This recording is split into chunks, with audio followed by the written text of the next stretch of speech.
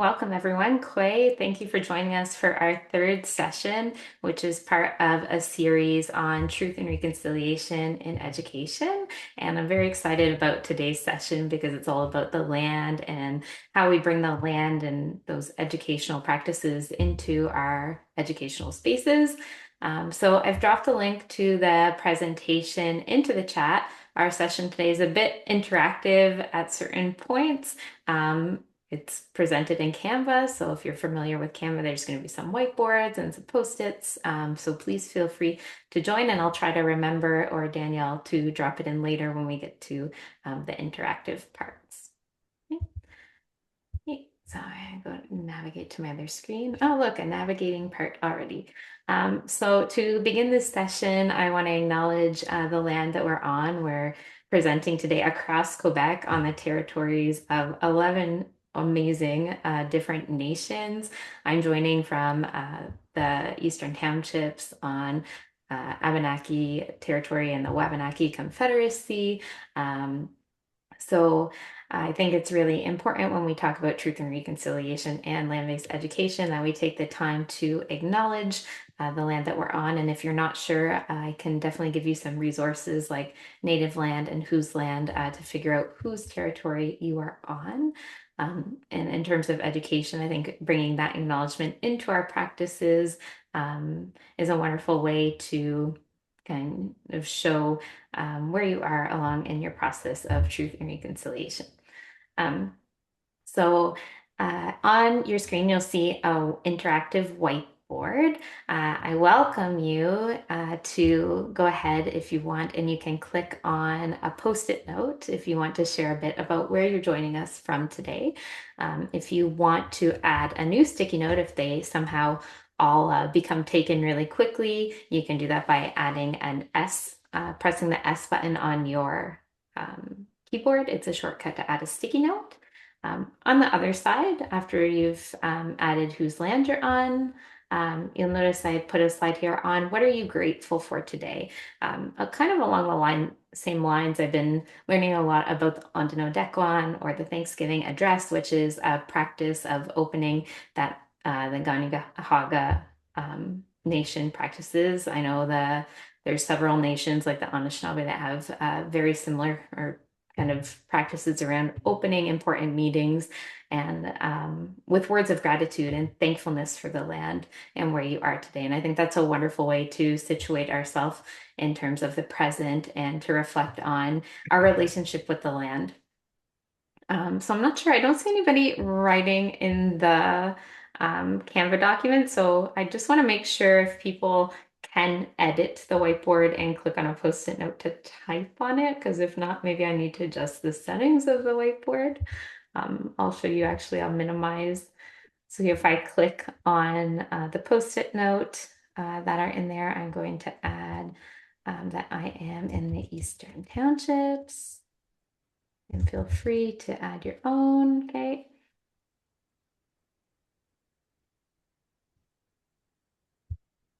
Yeah. And then on the other side again, you can click and you can add something that you're grateful for today. I know I was very grateful for finally seeing the sun today, now that we are in spring, which is such a beautiful new season for renewal and such a beautiful day. It's like changing, it's always transition. Okay. Wonderful. So I'll give a few minutes for people to uh, add. I see Montargis, Valleyfield, so that's wonderful. Grateful for a short work week. That's amazing. It's always something to be fortunate for and looking forward to transitioning of the seasons. Cool. I'll give another minute. Hudson, the Haudenosaunee, right? So they're on Kanagahaga territory. Amazing. Cool. Okay, someone said melting snow. So another amazing thing to be grateful for is the melting snow. Okay, beautiful.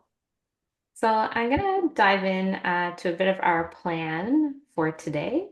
So we're gonna talk briefly about why we even decided to have this session if we were doing a Truth and Reconciliation series on the land, because it is an important part of Truth and Reconciliation. That is often, anyway, I'll share later, but often not talked about, I've found out, in the same way through Indigenous and non-Indigenous educators. Then we're going to show some different examples of local land-based education projects that have been taking place in Quebec across the territory. And then finally, we're going to share some different resources related to land-based education and different collaborations that have taken place. And at any time, feel free to write questions in the chat, comments, unmute yourself. Like, I think we're a very small group today, and the point is really that we have an exchange and build relationships and community with one another. So I wanted to share a bit about why we decided to include this land-based education kind of session in our series.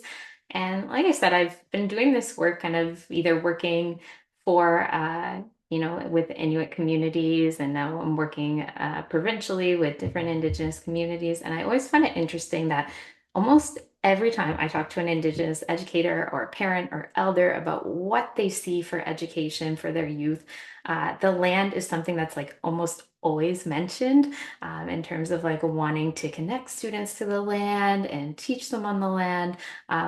And it's a different conversation than sometimes when I speak with non-Indigenous educators or go to webinars on Truth and Reconciliation, where a lot of the conversations are kind of talking about history.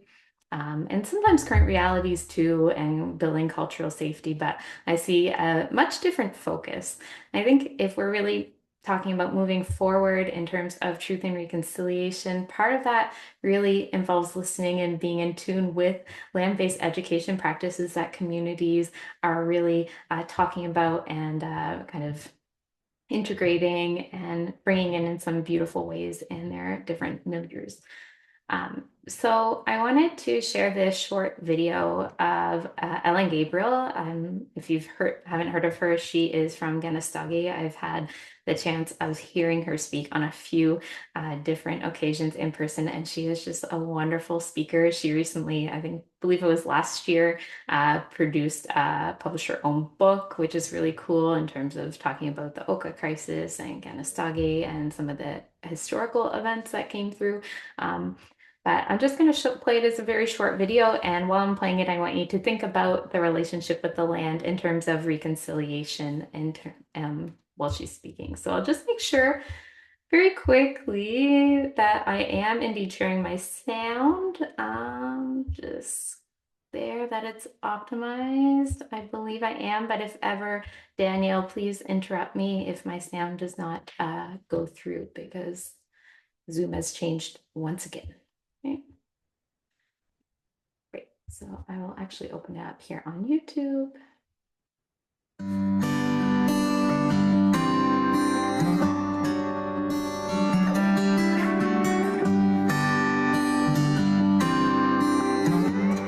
Sam Ganyak Gahaga. I'm Turtle Clan, and I'm from the community of Ganastagi. I'm an artist.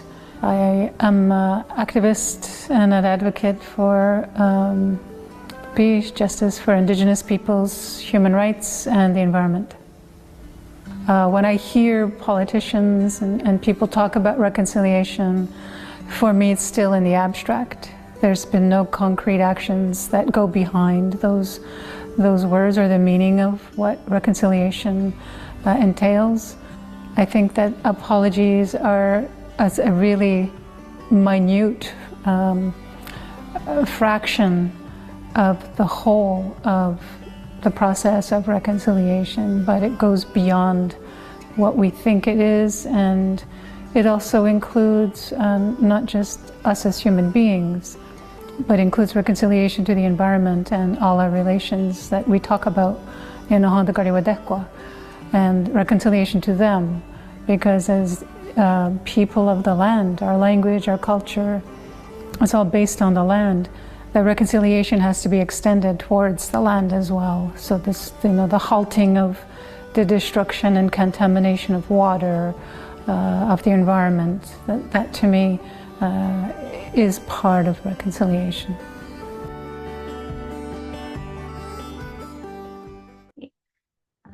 So feel free in the chat if that video inspired you, any thoughts or kind of if you have anything that percolated from that video and you feel like sharing, feel free in the chat. For me, I love Ellen Gabriel. Like if you ever have the chance to see her speak, I really recommend it. But I just love that she's talking about how reconciliation also involves reconciliation of our relationship with the land as well, not just people, not just the stewards who live there, but actually taking care of where we are. So I think I have almost already exceeded my speaking time. Um, but throughout the rest of the session, I want you to think about maybe one small shift that you can make in your current role. It doesn't always have to be a huge thing when we talk about outdoor education. You know, sometimes people think it needs to be a big experience, like an outdoor camp experience or taking the whole school out. And those experiences are amazing. Okay, they're absolutely amazing. But we can even start small. It can be as simple as having a regular sit spot where you go and observe nature, or a journal where students are writing when they're outside. Or we had an outdoor ed session last week, and the teacher said, I start every day with a 5 to 10 minute walk with my students where they just talk. It's a French class and they just talked in French while walking around. And she said that was such a great mental health break. It built those relationships and it sometimes prompted inquiry. I also put bringing indoor activities outside is a good first step for many educators, as well as sometimes bringing the outdoors inside. So, Danielle, if we have time, there is some recent research done on the benefits of even having plants in your classroom and just building that connection in new ways. So I could talk about this forever, but I want to make sure that I leave time for our amazing presenter. So I'm going to go ahead and let Danielle present. Danielle. Good day, everyone. Thank you, Stacy. That was a nice opening. Appreciate that. Daniel, when you're ready, you can jump in and start sharing your slides. Daniel comes to us from Sir Wilfrid Laurier School Board, where he's a personal development, community involvement animator.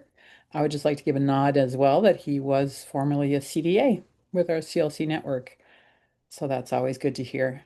So I love keeping up with what Daniel's up to, and I think he's going to be on Stacy's podcast next week. So that will be out and hear more about all of his work. But today he's going to be telling us about Land-Based Learning Day. Go ahead, Daniel. Thank you. Yeah, hi. Okay. I'm getting Oh, oriented. yeah, you The got that Zoom as box. well. Is it back? Yeah. All right. Hi, everybody. I'm Daniel Johnson, and I work at Wilfrid Laurier, like you heard. And Truth and Reconciliation and land-based learning is not in my dossier. My dossier is to help students be included in schools, and that means social emotional learning, bullying, all of that sort of stuff. Develop partnerships with communities, so we work in hand with CLCs. We have an alignment in that way. But finding ways for kids to students, staff, schools to be the optimal success that they can be. And so within that, I created leadership to be able to do that multiple schools. We have 36 schools. I have to be present in all of them. And the only way to do that is to create leadership teams in each school.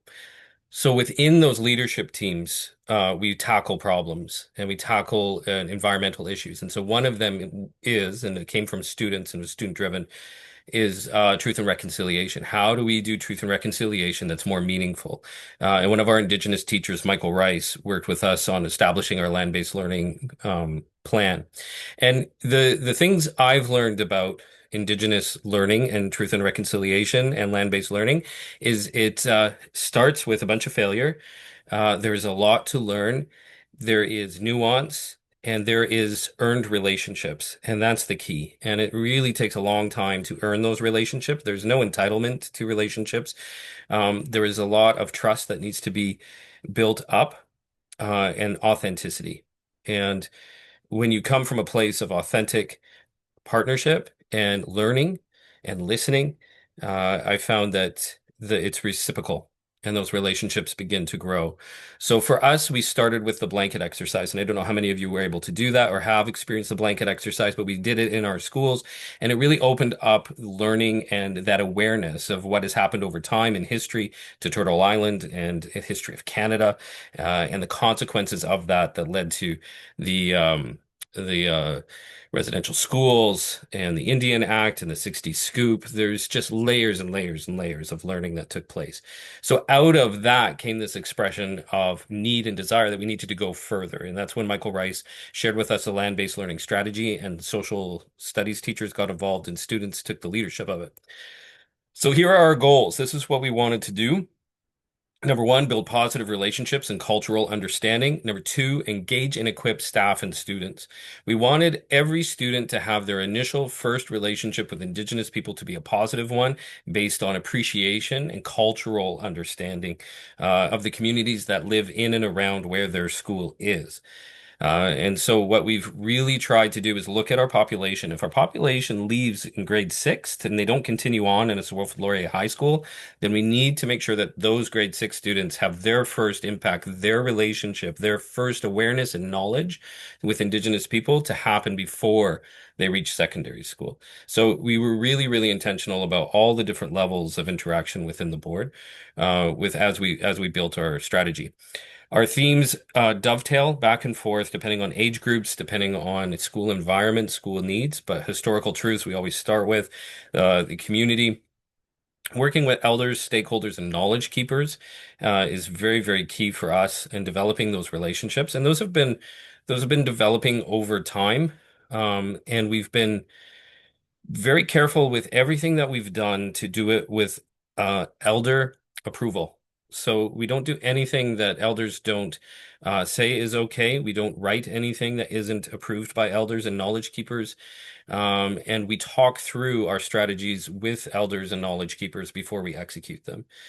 Um, the relationship is key. Relationship, like you heard in that video, understanding, and that goes into social emotional learning. It's understanding all of it. Relationship with yourself, relationship with the people in your world, your family, your school, your teachers, relationship with your environment, relationship with the environment, with the land, relationship even, dare I say it, relationship with a higher power, or with God, faith. It all comes into play where we ask students to reflect on the interconnectedness of our world. And we use the creation story in Indigenous storytelling. We use the model of relationships. We even use the medicine wheel to be able to help students understand that you are all connected. Everything is connected. When you throw something on the ground, it's not just you're breaking the relationship with the earth and that responsibility. You are breaking your relationship, your community's relationship with the earth. But when you pick up that garbage and you take responsibility for it, even if it's not yours, you're restoring that relationship. And we talk about traditions. We try to help students understand images that they see, stories that they see, have an appreciation for music and throat singing and drumming, and try to understand where those stories come from. And then we push students, staff, and parents and communities to be active reconciliation, to take meaningful steps that are progressive. We believe reconciliation will happen in generations. And our work right now is to set the table, to start at the very, very beginning of it all. And we don't believe that we will live long enough to see reconciliation, but we can set it in motion in ways that positive relationships are being built, understanding, cultural awareness, and that people can begin to work together and live together in a more harmonious way. So here are our objectives. All schools involved, we have 36 of them, fully funded from partners, diverse experiential learning in relationship with elders, knowledge keepers at all times, and cross-community staff and student learning, and no later than 2030. We're a little bit behind the 2030 deadline for all 36 schools, but we're in motion. So we have three pillars. So this is our first pillar, Indigenous relationship building and knowledge sharing. So this is where land-based learning comes in. And so we have two things that have kind of unfolded naturally. We have the land-based learning, which we did on our property the first time, and now we're moving land-based learning to Ganawake at the Longhouse. We also have a Truth and Reconciliation Walk that's happening annually in Canada Sake. And so elementary and secondary students walk with the community over in Oka, where the Oka crisis took place, and there's a lot of learning and dialogue about that. But it's really just to walk behind, to sit and to listen to Indigenous elders and knowledge keepers to be able to understand more about Indigenous life and culture and the mistakes that have been made over the last few hundred years. We also created something called the Next Gen Assembly of Leaders. So this is when high school students run the country for one day. So they go to Ottawa. It's online. It's all over Canada in different high schools. We run it. The students meet with a politician in the morning. The politician gives them a real problem before the government, whether it's tariffs or it's voting age or it's the high-speed train, whatever it is. And the students have about 3 hours to complete their proposal for that issue that's before Canada. And then their politician, whether it's an ambassador, member of parliament, a senator, comes back and receives their feedback for that issue. Our knowledge keepers are part of that. So every group, no matter what issue they're working on, whether it's the ambassador to Costa Rica or the United Nations, or it's a member of parliament in British Columbia, they all have to answer a reconciliation question. And the reason why we're doing that is because, and I'll show you a little later, is we're really focusing on how to create 10 months of reconciliation that's active within schools. And our idea is, well, if we're talking about reconciliation everywhere, all the time, about everything, then we can get there. And so it's really taking opportunities throughout the whole year to make sure that our talk and our communication about the Indigenous life and experience is consistent. So whether it's Remembrance Day, we're talking about Indigenous veterans. We're talking about how they weren't considered Canadians and weren't allowed to vote, but yet they were serving in the army in the world wars. We talk about um, we talk about Earth Day. We talk about in terms of Indigenous experience.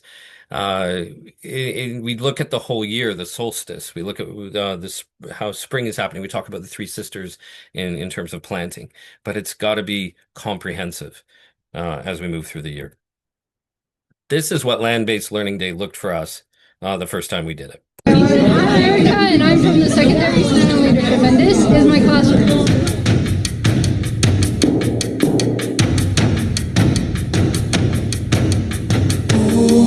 OZM, we are all family.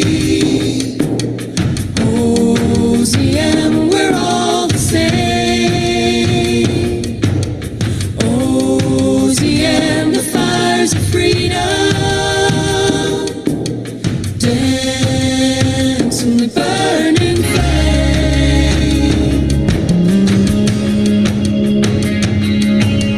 Sing OZM, all people rich and poor. Sing OZM, those who do and do not know. Sing OZM, take the hand. So we had 250 students that were at that event. It started raining, so we had to move everybody inside. But it was such a positive experience to be outside the classroom, to be sitting together and to listening to truth, really, the whole day, all different perspectives. And Neo Yurda, who's one of our elders you saw there, she is sharing the creation story, setting the framework for relationships and honoring each other. So then we move into our second pillar, which is enhanced knowledge of Indigenous culture, traditions, and history in school. So it's not just Orange Shirt Day, it's finding other opportunities, like I said. So with Remembrance Day, everything else that happens in the school has a reconciliation element to it, regardless of what it is, and being purpose driven on that. And so one of the things that have come out is we do TED Talks as well. And our students have done TED Talks on their experience with reconciliation over the last number of years, which is a great way to further the story and to share in a broader audience. At one of our schools, they're establishing their Green Club. And their Green Club is based on Indigenous Indigenous perspectives. So relationship with the land. And they're trying to teach their school and their school community about that it's not just about putting away the recycling, it's not about the composting, it's about restoring relationship with the land. And so they planted a white pine tree, and that's the symbol in their schoolyard of their reconciliation and all the efforts they do subsequently to support that, which leads into our 10 months of learning. enhance classroom and curriculum tools. So this is what we're in the process of doing, is being able to work with elders and create stories, videos, and projects and lessons that teachers can use from all grade levels. So with the Thanksgiving address, Neo Yurda has been using, she's a retired uh, teacher. So she has a tool for kindergarten all the way up to grade 6 to talk about what they're thankful for in the tradition of the Thanksgiving address.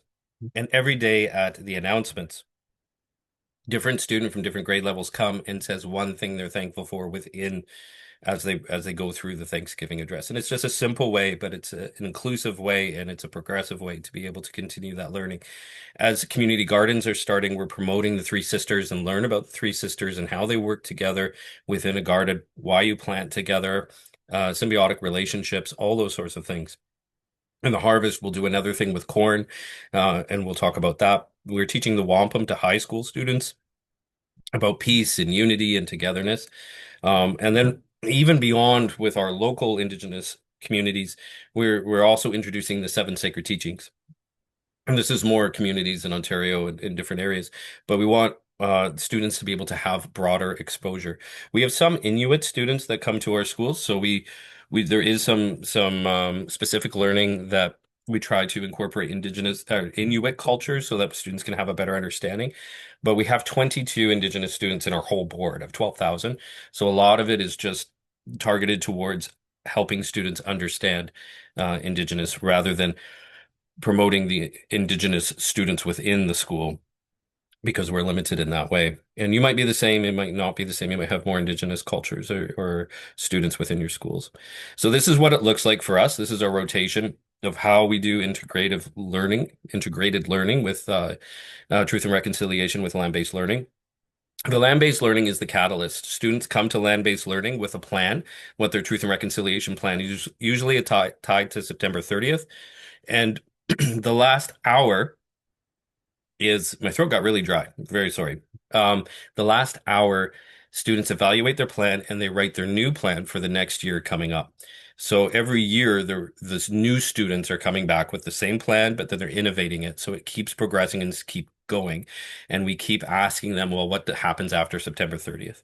And then we're working with the staff and the teachers to make sure that our 10 months of learning are happening and what do they need for support.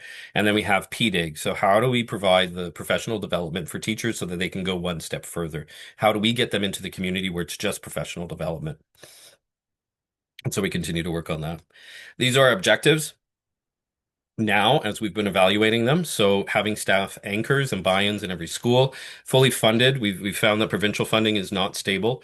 So we're looking at federal funding and different partnerships. We're trying to figure that out and looking at our PDIG and how to make it more comprehensive and progressive for staff. We're looking at different communities. We can't do land-based learning day with as big of an area our school board is, but we can break our school board into smaller ones and build more relationships with communities local to the school so that some things those relationships become more meaningful. And then finding collaborations. And this might be something that we can all work on together is collaborations between our communities to be able to do more. So that's our truth and reconciliation. A little bit about what we do. We try to be diverse as much as possible and to build as many authentic relationships as possible.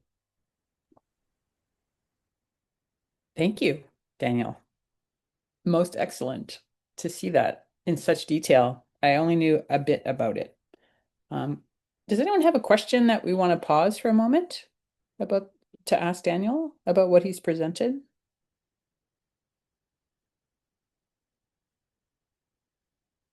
You're all good. I was just curious because I just found out the other day about the TED Talks. I was trying to look around and I know that they're part of your leadership committees, I understand, and that you were mentioning some students choose to talk about their journey of reconciliation. But can you just give me a little window into TED Talks? I know there's one coming up at Laval Senior, maybe April 2nd or something. Yeah. But I also saw one that happened like February 17th. So I'm just curious, like how often this is happening and So for that student voice, obviously, yes. Yeah. So this is all part of our leadership program. So what the Next Gen Assembly is what we do in Ottawa, where we take over the government. This TEDx is part of is the end of your story with leadership. So in secondary five, you have the opportunity to do a TED Talk so that you can leave with this in your CV as you go into the next phase of your life. It is the hardest thing we ask students to do, to stand on the world stage for 5 minutes, share their best idea. And we ask them in secondary five because we want them to take their 5 years of leadership training and do a culmination of it. What is your best idea of things that you've learned? So TED Talks happens once a year for us. So it's going to happen next Thursday. You're all invited. Please come. It's a real TED event. There's cameras, microphones, lights, the whole thing. We're recording it for the network worldwide. But we are also the world's first student-driven multilingual TED Talk platform. So that means students can speak in any language. So our students will speak in Arabic, English, Greek, and French. I think I got them all. We also have Armenian partners, and with our indigenous partners, we're working with them so that they can share the stage too and use it for their community. So it's probably one of the broadest TED platforms within the network in the world. And the fact that students run it all, create it all, and they're doing all the talking is next level too. It's super challenging. We're super excited about it, but yeah, and again, it's connective tissue. Everything is interconnected. So And the next gen takes place in Ottawa with students. yeah, When is that again? that is April 13th. We do two actually, April 13th and April 20th. So on the 13th, we'll be in the Senate, but there are two schools from Ontario. There's a school in Saskatchewan, Nunavut, New Brunswick, Nova Scotia this year. So any school in the country can participate online, and they work in teams. So every team will have students from every region of Canada to work with the politician on whatever issue they ask. So one of the issues this year is voting age. There's a bill before government, and it's all real bills. It has to be real things happening before the government, whether it's a consulate general in the States or bastards. So one of the things we're working on is a bill that's before the government to lower the voting age. Robin, you have your hand up?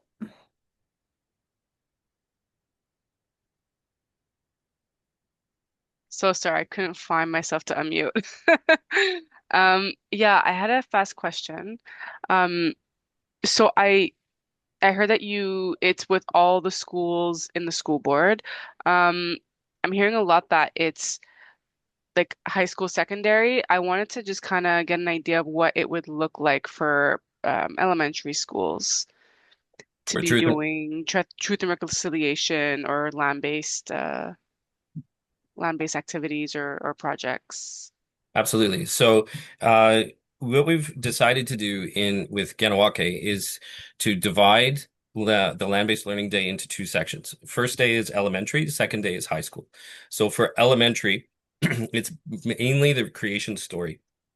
They would arrive at the Longhouse and they would get teaching about residential schools, and we do the truth, and we want to make sure they clearly understand where we're at as a people on Turtle Island. Then we want them to understand Turtle Island, and then they'll have lunch with the elders, and then they'll have drumming and dancing, and they will have participation within the culture.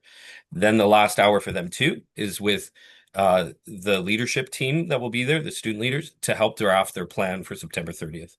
And that would be the elementary day. Some of our elementaries, every school is different, and we try to be as specific with each school population as possible so that what they have is meaningful. One school wants an Indigenous calendar over top of their school calendar. So we're helping them do that.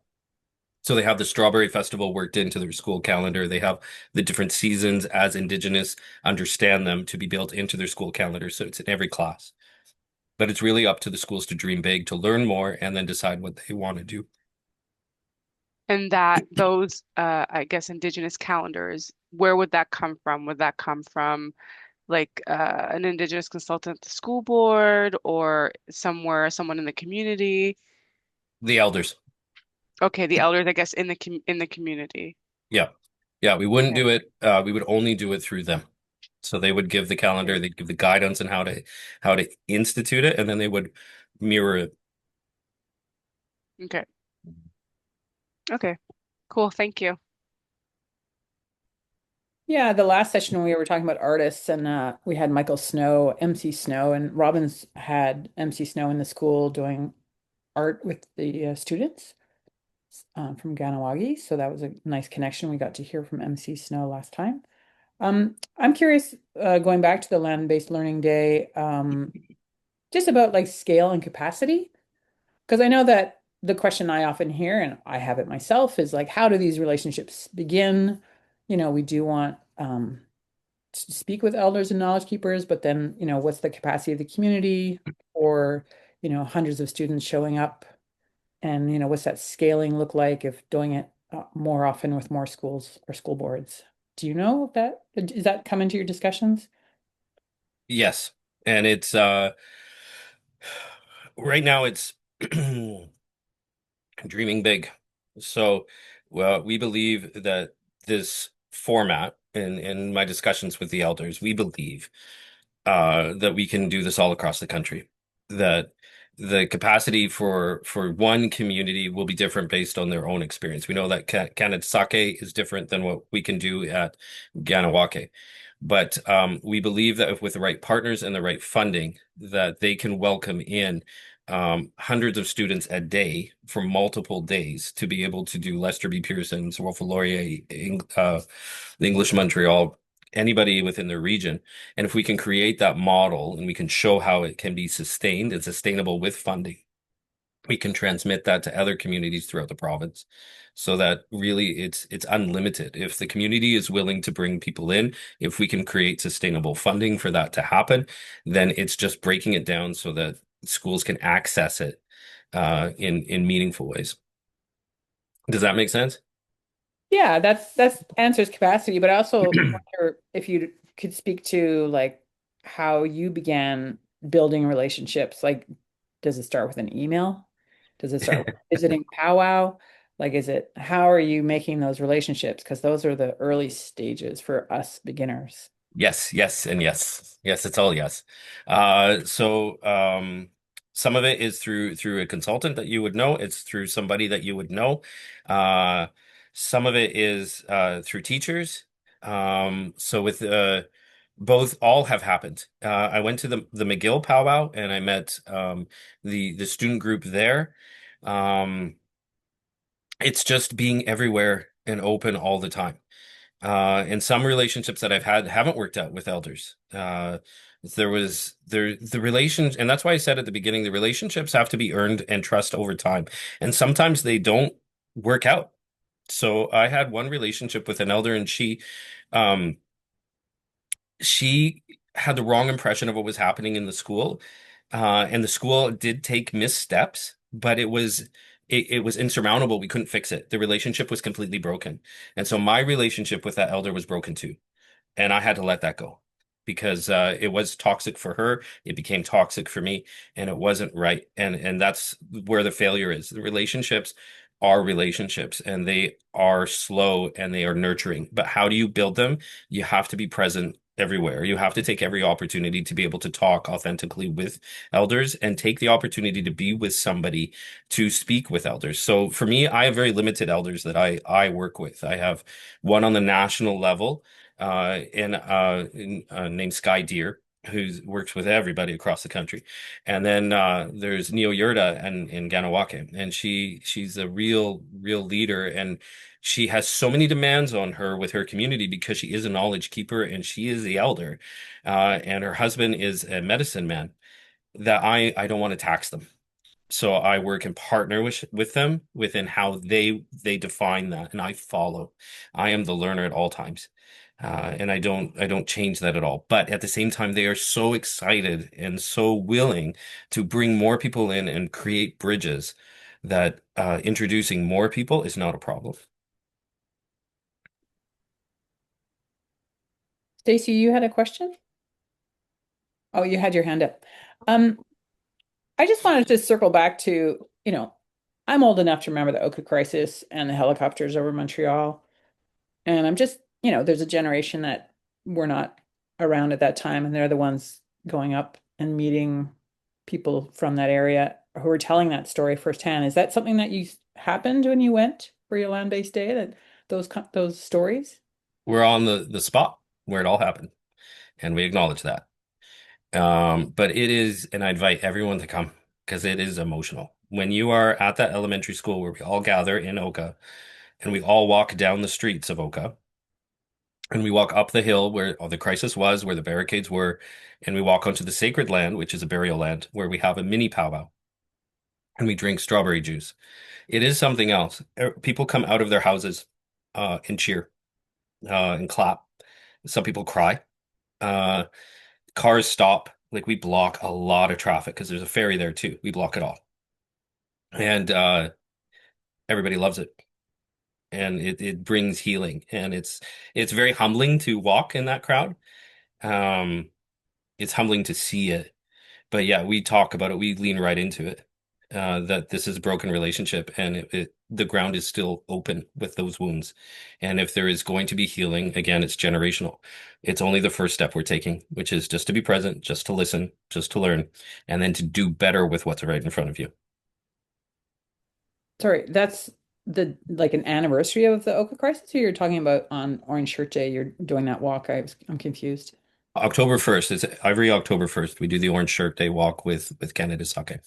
Okay. And then that the Oka crisis comes up at that time. Okay. Got it. Yeah. Yes. Yeah, there's an excellent film, National Film Board. We can include that in our resources as well. That tells that whole story of that crisis. Robin, go ahead. I'm so sorry. What happened? I don't know. I never heard of this. Unfortunately, I'm really sorry. Well, from your area, you might have heard about the blockade on the Mercier Bridge. Do you recall that story? When was it? Like 1990? No, I was born in 92. Sorry. Yeah. I never really heard about it. It might be in your community because in a show of solidarity, the Mercier Bridge was closed, so it had a big impact Okay. locally, even though the Oka crisis was up in Oka. Would someone like to Okay. speak to that, Stacy or Daniel? Yeah, I can share it. So in the 90s, um, the town of Oka was selling land for a golf course. And so the golf Okay. course was on sacred land and they were backing down. And so they were just going to, it was just a land grab and it was stealing land yet again. Uh, Yeah, okay. Now and the yeah. indigenous community said no. And Okay. then the army got involved, everybody got involved. Oh shoot. Okay. Yeah. Well, I'll connect the dots, but yeah, okay, I see where this is going. Okay. Okay, thank you. I mean, there's other stories too across the country, new documentaries coming out about BC and RCMP and all those things of standing up for their land and the women behind that. And that documentary is quite interesting because it was made by the women from that community and it took like 7 years and it was very close relationships. So Mhm. that's now circulating out in the awards and And festivals. the book that Stacy just shared is a great book by Ellen Gabriel. That gives a lot of insight to it and reflection. We'll try and include some more in our resources as well. So yeah, it's I mean, understandable Oka crisis and sacred land. Yeah.